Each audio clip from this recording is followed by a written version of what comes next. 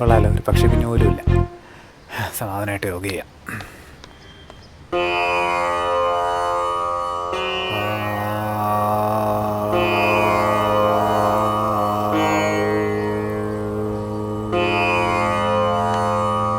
സാമേ സാമേ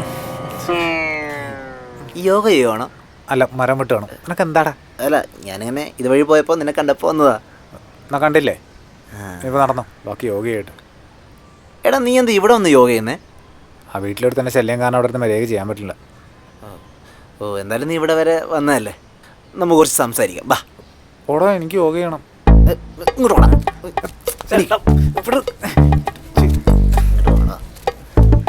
അതെ, എടാ, ഞാൻ അന്ന് നിന്നോട് ചോദിച്ച കാര്യം സത്യമാണോ? അല്ല, നീയും ദിവ്യയും തമ്മിൽ നിനക്ക് എന്താടാ? അത് കള. അല്ല, ഈ അവിനാഷും മീനാക്ഷിയും തമ്മിൽ ശരിക്കും എന്തായിരുന്നു പ്രശ്നം? നിനക്ക് അവിടെ നിന്ന് കിട്ടിയൊന്നും പോരെ? ഞാൻ എന്ത് ചെയ്യാനാടാ, എത്ര കൺട്രോൾ ചെയ്തിട്ടും നിങ്ങളുടെ ശരിയാവുന്നില്ല. ഇങ്ങനെ ആരെങ്കിലുമൊക്കെ കാണുമ്പോൾ എന്തെങ്കിലുമൊക്കെ ചോദിക്കാൻ തോന്നും. എനിക്ക് വല്ല പ്രശ്നമുണ്ടോ? ഈ സീരിയൽ സ്ഥിരമായിട്ട് കാണുന്നവരുടെ പ്രധാന പ്രശ്നം എന്താണെന്ന് വെച്ചാൽ അടുത്ത് എന്താണ് നടക്കാൻ പോകുന്നത് എന്നുള്ള ഒരു ആകാംക്ഷ അവർ നമ്മുടെ മനസ്സിലേക്ക് ഇടും. ശരിക്കും മനസ്സിരുത്തി ആലോചിച്ച് കഴിഞ്ഞാൽ അതിനുള്ള ഉത്തരം കിട്ടാവുന്നതേ ഉള്ളൂ.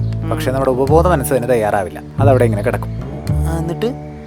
എന്നിട്ട് നമ്മുടെ മനസ്സിലുള്ള ഈ പറഞ്ഞ ഡിപ്രഷനും ഒപ്രഷനും സപ്രഷനും ആങ്സൈറ്റി എല്ലാം കൂടെ അവിടെ കിടന്ന് ഇളകി മറിഞ്ഞ് കയ്യിൽ നിന്ന് പോയി അവസാനം കൊളാവും. എന്ന് വെച്ചാൽ ഭ്രാന്ത് വരെ ഉണ്ടാവാം. മാത്രമല്ല suicidal tendency, Alzheimer's, multiple personality disorder, ഇതിലേതെങ്കിലും ഒന്ന്. കേട്ടിട്ട് ഇപ്പൊ പേടിയാവുന്നു. ഇതിനെന്തെങ്കിലും പോകാൻ വഴിയുണ്ടോ? ഇതിനൊരു സൊല്യൂഷൻ എൻ്റെ കയ്യിലുണ്ട്. പറ.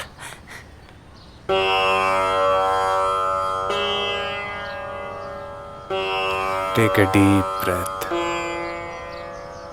Hold it. 1, 2, 3, 4, 5. സാവധാനം പുറത്തേക്ക് വിടുക.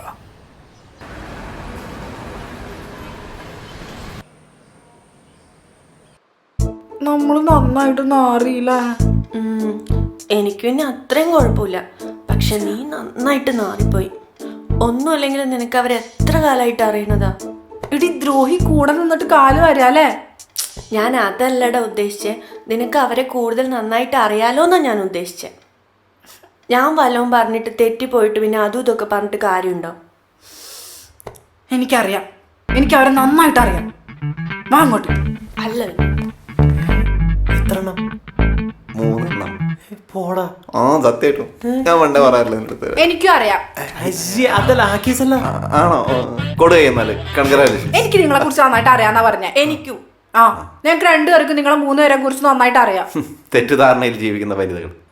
കൂടിപ്പോയ ദിവ്യക്ക് സാമിനെ കുറിച്ച് അത് കുറച്ച് കാര്യങ്ങൾ അറിയാം. അത് മനസ്സിലായി. അത് വേറെ കേസ്. നീ ഞങ്ങളെ കുറിച്ച് പറഞ്ഞാൽ മതി. എന്നാ പിടിച്ചോ മിസ്റ്റർ DIG. നിന്റെ ഇഷ്ട ഭക്ഷണം biryani, favourite colour red. Avinash, അച്ഛന്റെ പേര് അരവിന്ദ്, അമ്മയുടെ പേര് ലക്ഷ്മി. ഇവരെന്ത് തോൽവികളാണ്. ഫേസ്ബുക്കിൽ നോക്കിയാൽ കിട്ടുന്ന ഡീൽസ് ആയിട്ട് വന്നേക്കാണ്. ശോകം കെ ബാരെ മേ ഹം കുച്ച് നഹീ ബോൾ സക്തേ. ഹലോ, ഇതുവരെ സാമ്പിൾ മേടിക്കട്ടെ, ഇനി വരാണ്ട്. നിങ്ങളെ ഇന്ന് നമ്മള് തറ പറ്റിക്കും. ഗെയിമാണോ? അതെ, ഗെയിമാണ്. Who knows who better. അതൊക്കെ കൊള്ളാം, പക്ഷെ ഈ കളിയിൽ നീ ഇല്ല. നീ വെറും റെഫറി. അതൊക്കെ വീട് ബെറ്റ് എന്തെങ്കിലും വേണം. കഴിഞ്ഞ തവണ ചെസ് മത്സരത്തിൽ ജയിച്ചതിന്റെ അഹങ്കാരം.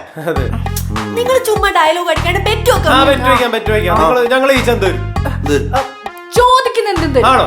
ചോദിക്കും. മറ്റേ ചോദിക്കും. എന്നാ പിന്നെ ഞങ്ങൾക്ക് എന്റെ 10 സെന്റ് സ്ഥലവും കുളവും വേണം. ഞാനവിടെ എഴുതി തരും. പകരം ഞങ്ങൾ ജയിച്ച നിങ്ങൾ എന്ത് തരും? പാതി മീശയും പാതി താടിയും മടിക്കും. ധൈര്യം ചോർന്നു പോയാ? ഒന്നും ചോദില്ല. അംഗമെങ്കിൽ അംഗം. ഇന്നിവിടെ ഒരുപാട് തലകൾ ഉരുളും. മൊത്തം 4 ചോദ്യം ബോയ്സിനും 4 ചോദ്യം ഗേൾസിനും. ഓക്കെ, ഒന്നുകൂടെ പറയാം. ബോയ്സിനെ കുറിച്ച് ഗേൾസിനോട് ചോദിക്കും, ഗേൾസിനെ കുറിച്ച് ബോയ്സിനോട്. പെട്ടെന്ന് ചോദിക്കും സമയം. ആദ്യത്തെ ചോദ്യം. ഡാർട്ട് ഗെയിമിൽ ഞാൻ തോൽപ്പിച്ച ദിവ്യയുടെ ആ പഴയ ഫ്രണ്ടിന്റെ പേര്. ഒട്ടും സെൽഫ് പ്രൊമോഷൻ ഇല്ലാത്ത ചോദ്യം. ചിരിക്കാതെ പറടാ. ഓ, നീ ഇല്ലായിരുന്നല്ലേ? ആകാശ്, ശരിയല്ലേ? Right answer. ഇത് ഭയങ്കര ഈസി ക്വസ്റ്റ്യൻ ആയി പോയി. അപ്പോ 1 ലവ്. ഓക്കെ, അടുത്ത ചോദ്യം. DIGക്ക് ഇഷ്ടമുള്ള പായസം. ചരിത്ര പ്രധാനമായ ചോദ്യം. എനിക്കറിയാം. ഐ, അയ്യോ നമ്മൾ പറയാൻ പാടില്ല.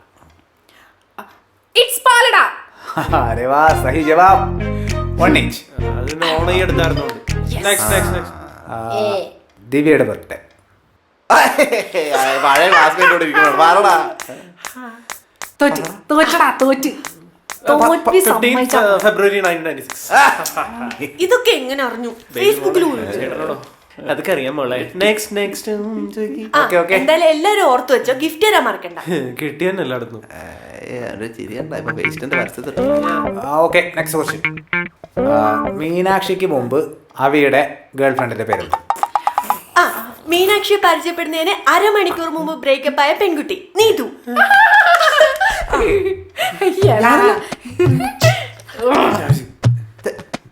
Good one. ഇപ്പൊ രാത്രി നമുക്ക് അവന്റെ വയത്തോണ്ട് തിരികിട്ടിടിക്കാം. ആദ്യത്തെ തുണി ഞാൻ തിരികും. അടുത്ത ചോദ്യം. ലക്കി വിഷമം വരുമ്പോ പാടുന്ന പാട്ട്.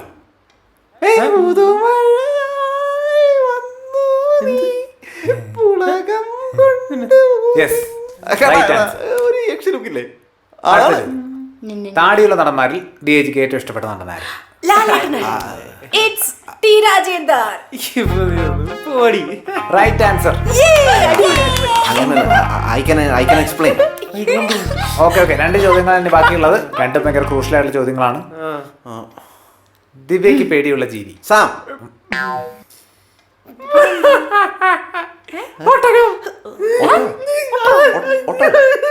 ഒട്ടകം നിന്നെ പിടിച്ച് കടിച്ച? ദുബായിൽ വെച്ച് കടിച്ച?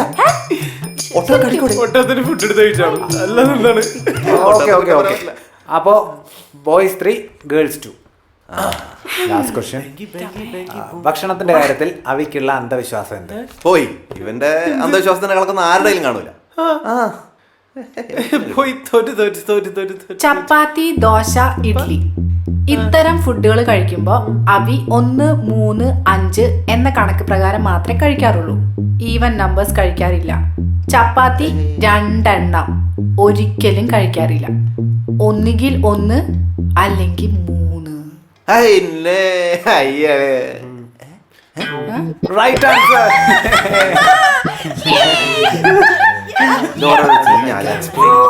It's a time. ഇതിലും അത് ടി രാജേന്ദ്രൻ. അപ്പൊ ഇനി എന്ത് ചെയ്യും?